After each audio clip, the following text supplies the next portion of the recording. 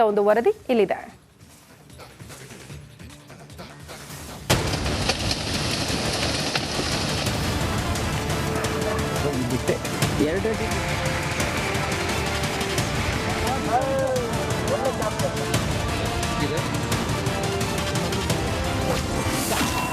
ಮಳೆ ಆರ್ಭಟಕ್ಕೆ ಹಾಸನ ಜಿಲ್ಲೆ ತತ್ತರ.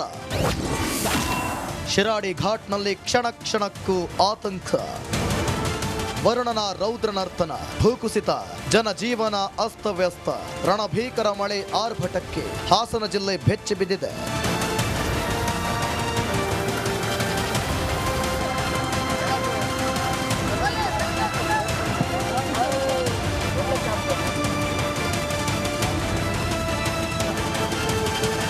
ವರುಣಾರ್ಭಟಕ್ಕೆ ಶಿರಾಡಿ ಘಾಟ್ನಲ್ಲಿ ಭಾರೀ ಭೂಕುಸಿತವಾಗಿ ಸಾಲು ಸಾಲು ಅವಾಂತರಗಳನ್ನೇ ಸೃಷ್ಟಿಸಿದೆ.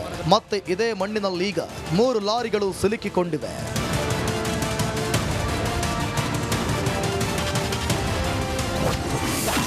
ಕಾಫಿ ನಾಡಲ್ಲೂ ಕುಸಿದ ಭೂಮಿ. ಚಿಕ್ಕಮಗಳೂರಿನಲ್ಲೂ ಭೂಕುಸಿತವಾಗಿ ವಾಹನ ಸಂಚಾರಕ್ಕೆ ಅಡೆತಡೆ ಉಂಟಾಗಿದೆ.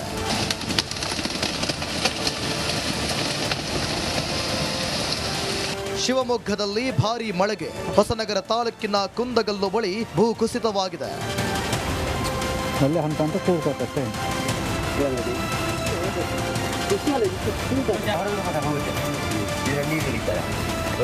ಕೊಡಗಿನಲ್ಲಿ ಭೂಕುಸಿತದ ಆತಂಕ ಎದುರಾಗಿದೆ.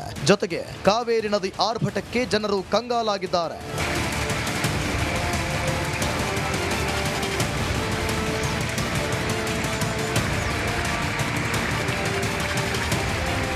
ವರುಣಾರ್ಭಟಕ್ಕೆ ಕರುನಾಡು ತತ್ತರಿಸಿದೆ. ಕರಾವಳಿ ಮಲೆನಾಡಲ್ಲಿ ಕ್ಷಣ ಕ್ಷಣಕ್ಕೂ ಭೂಕುಸಿತದ ಭೀತಿ ಇದೆ.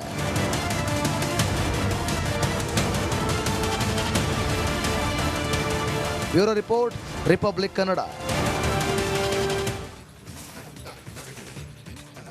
ರಣ ಮಳೆಗೆ ನದಿಗಳು ಉಕ್ಕಿ ಹರಿತಾ ಇದೆ. ಜಮೀನುಗಳು ಜಲಾವೃತಗೊಂಡ್ರೆ ಕೆಲವು ಗ್ರಾಮಗಳ ಸಂಪರ್ಕವೇ ಕಡಿತಗೊಂಡಿದೆ. ಕೃಷ್ಣಾ ಘಟಪ್ರಭಾ ಪ್ರವಾಹಕ್ಕೆ ಜನಜೀವನ ನಲುಗಿ ಹೋಗಿದೆ. ಎಲ್ಲೆಲ್ಲಿ ಯಾವ ರೀತಿಯ ಅವಾಂತರ ಆಗಿದೆ ಆ ಕುರಿತ ಒಂದು ವರದಿ ಇಲ್ಲಿದೆ ನೋಡಿ.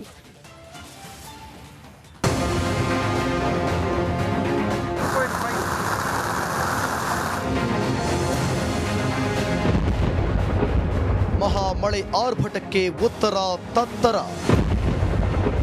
ಉಕ್ಕಿ ಹರಿಯುತ್ತದೆ ಕೃಷ್ಣಾ ಘಟಪ್ರಭಾ.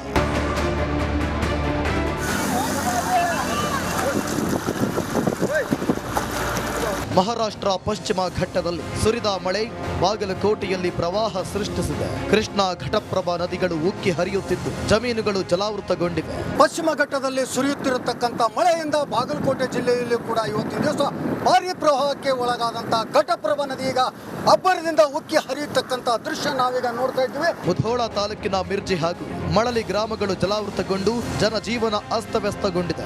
ಮಳಲಿ ಗ್ರಾಮದಲ್ಲಿ ನಾವೀಗಿದ್ದೀವಿ. ಮಳಲಿ ಗ್ರಾಮ ಇವತ್ತಿನ ದಿವಸ ಸಂಪೂರ್ಣವಾಗಿ ಜಲಾವೃತ ಆಗಿದೆ. ಈಗ ನೋಡ್ತಾ ಇರಬಹುದು ನಾವೀಗ ಇಲ್ಲಿ ಮಳಲಿ ಗ್ರಾಮದಲ್ಲಿರ್ತಕ್ಕಂಥ ಒಂದು ಮುಖ್ಯ ಒಂದು ರಸ್ತೆ ಇದೆ.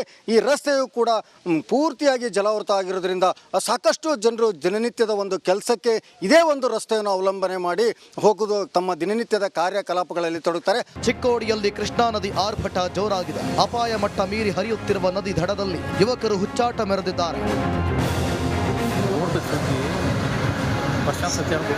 ಭದ್ರಾ ನದಿ ಅಪಾಯದ ಮಟ್ಟ ಮೀರಿ ಹರಿಯುತ್ತಿದ್ದು ತಡಸ ಧಡಮಘಟ್ಟ ರಸ್ತೆ ಸಂಪರ್ಕ ಬಂದ್ ಆಗಿದೆ. ದಕ್ಷಿಣ ಕನ್ನಡ ಜಿಲ್ಲೆಯ ಜೀವನದಿಗಳು ಉಕ್ಕಿ ಹರಿಯುತ್ತಿವೆ. ನೇತ್ರಾವತಿ ಹಾಗೂ ಕುಮಾರಧಾರ ನದಿಯ ಸಂಗಮದ ಅದ್ಭುತ ದೃಶ್ಯ ಡ್ರೋನ್ನಲ್ಲಿ ಸೆರೆಯಾಗಿದೆ. ಕೆಆರ್ಎಸ್ ಜಲಾಶಯದಿಂದ ಭಾರೀ ಪ್ರಮಾಣದಲ್ಲಿ ನೀರು ಬಿಡುಗಡೆ ಮಾಡಲಾಗಿದೆ. ಶ್ರೀರಂಗಪಟ್ಟಣದಲ್ಲಿರುವ ಪ್ರಸಿದ್ಧ ನಿಮಿಷಾಂಬ ದೇವಸ್ಥಾನಕ್ಕೆ ನೀರು ನುಗ್ಗಿದ್ದು ದೇವಸ್ಥಾನಕ್ಕೆ ಭಕ್ತರ ನಿರ್ಬಂಧ ಹೇರಲಾಗಿದೆ. ಸತತವಾಗಿ ಸುರಿಯುತ್ತಿರುವ ಮಳೆಯಿಂದಾಗಿ ನದಿಗಳು ಉಕ್ಕಿ ಹರಿಯುತ್ತಿವೆ. ಕೆಲವೆಡೆ ಪ್ರವಾಹದ ಅಬ್ಬರಕ್ಕೆ ಜನಜೀವನ ತತ್ತರಿಸಿದೆ.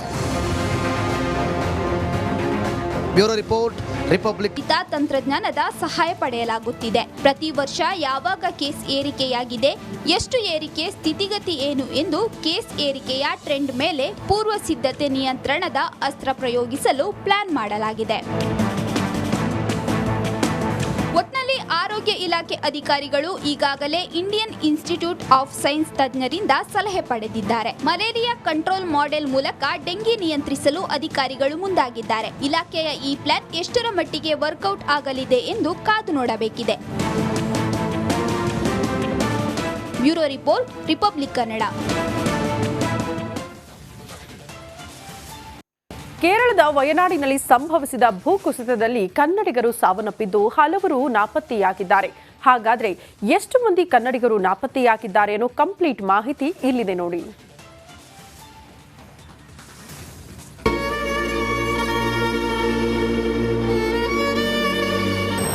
ಎಲ್ಲವೂ ಕೂಡ ಮನೆಯಲ್ಲಿ ಬಳಕೆ ಆಗ್ತಾ ಇದ್ದಂತಹ ಪಾತ್ರೆ ಸಾಮಾನು, ಟಿವಿ, ದ್ವಿಚಕ್ರ ವಾಹನ ಇದೆ, ಗ್ಯಾಸ್ ಸಿಲಿಂಡರ್ ಇದೆ, ಎಲ್ಲವೂ ಕೂಡ ಇಲ್ಲಿ ಧ್ವಂಸ ಆಗಿದೆ, ನೆಲಸಮ ಆಗಿದೆ.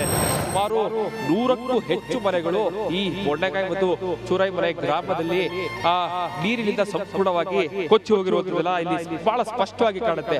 ಅವರೆಲ್ಲರೂ ಕೂಡ ಇವತ್ತು ತಮ್ಮೆಲ್ಲ ಸರ್ವಸ್ವವನ್ನು ಸಂಪೂರ್ಣ ಕಳೆದುಕೊಂಡು ಇವತ್ತು ಕಣ್ಣೀರು ಹಾಕ್ತಾ ಇದ್ದಾರೆ. ಅವರಿಗೆ ವೈದ್ಯಕೀಯ ಸೇರಿದಂತೆ ಮತ್ತೆಲ್ಲ ವ್ಯವಸ್ಥೆಯನ್ನು ಕೂಡ ಈ ಸ್ಥಳದಲ್ಲಿ ಮಾಡಲಾಗಿದೆ. ಮೆಪ್ಪಾಡಿಯ ಈ ಸ್ಕೂಲ್ ನಲ್ಲಿ ವ್ಯವಸ್ಥೆಯನ್ನು ಮಾಡಿದ್ದಾರೆ.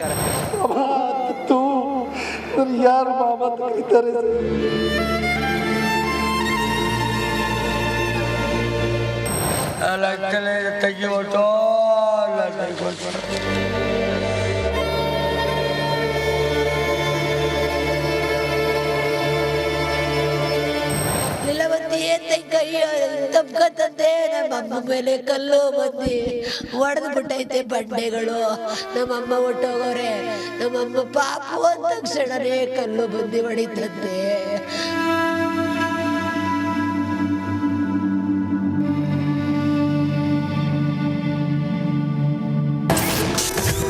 ಮಗಳಿಗಾಗಿ ಗೋಳಾಡುತ್ತಿರುವ ಹೆತ್ತಮ್ಮ.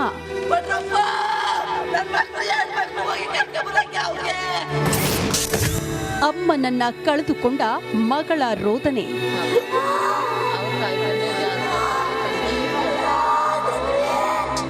ಕೇರಳದ ಭೂಕುಸಿತದಲ್ಲಿ ತಮ್ಮವರನ್ನ ಕಳೆದುಕೊಂಡು ರೋದಿಸುತ್ತಿರುವ ದೃಶ್ಯ ಮಂಡ್ಯದಲ್ಲಿ ಕಂಡುಬಂತು.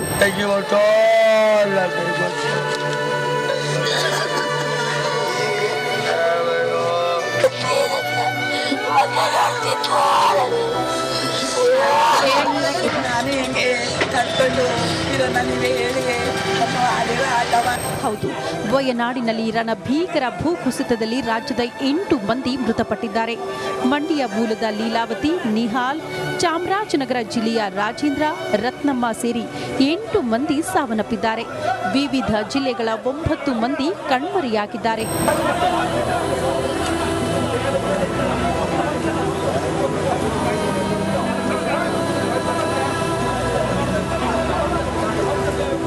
ಇನ್ನು ತಮ್ಮವರನ್ನ ಕಳೆದುಕೊಂಡ ಕುಟುಂಬಸ್ಥರ ಗೋಳಾಟ ಕರಳುಚ್ಚೂರು ಅನ್ನುವಂತಿದೆ.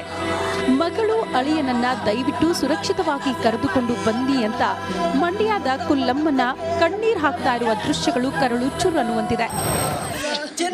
ನನ್ನ ಮಗ ತುಪ್ಪಂಗೆ ಕರ್ಬಾಯ್ತು, ತುಪ್ಪಂಗೆ ಸಾಕಿ ನನ್ನ ಮಕ್ಕಳು ಇವತ್ತು ನನ್ನ ಮಗ ದಿಕ್ಕಪ್ಪನಾಗಿ ಹೋಯ್ತನಪ್ಪ. ಅಯ್ಯೋ ದೇವ್ರೇ ಭಗವಂತ, ನನ್ನ ಮಕ್ಕಳಿಗೆ ಇಂತ ಕಷ್ಟ ಕೊಟ್ಬಿಟ್ರಲ್ಲಪ್ಪ. ನನ್ನ ಮಗ ತಂದ್ಕೊಡ್ರಿ, ನನಗೇನು ಬೇಡ. ನನ್ನ ಮಗವ ತಂದ್ಕೊಡಿ, ನನ್ನ ಮಗಳ ಮೇಲೂ ಸೇಫ್ ಆಗಿ ತಂದೆ ಕಳಿಸ್ರಪ್ಪ. ಇನ್ನು ಕೇರಳದ ಸಿಎಂ ಜೊತೆ ಮುಖ್ಯಮಂತ್ರಿ ಸಿದ್ದರಾಮಯ್ಯ ಫೋನ್ ಮೂಲಕ ಮಾತುಕತೆ ನಡೆಸಿದ್ದಾರೆ. ಈ ವೇಳೆ ಕೇರಳಕ್ಕೆ ಅಗತ್ಯ ನೆರವು ನೀಡುವ ಭರವಸೆಯನ್ನ ನೀಡಿದ್ದಾರೆ. ಜೊತೆಗೆ ಕನ್ನಡಿಗರ ರಕ್ಷಣೆಯ ಜವಾಬ್ದಾರಿಯನ್ನ ಸಚಿವ ಸಂತೋಷ್ ಲಾಡ್ ಹೆಗಲಿಗೆ ಹಾಕಲಾಗಿದೆ.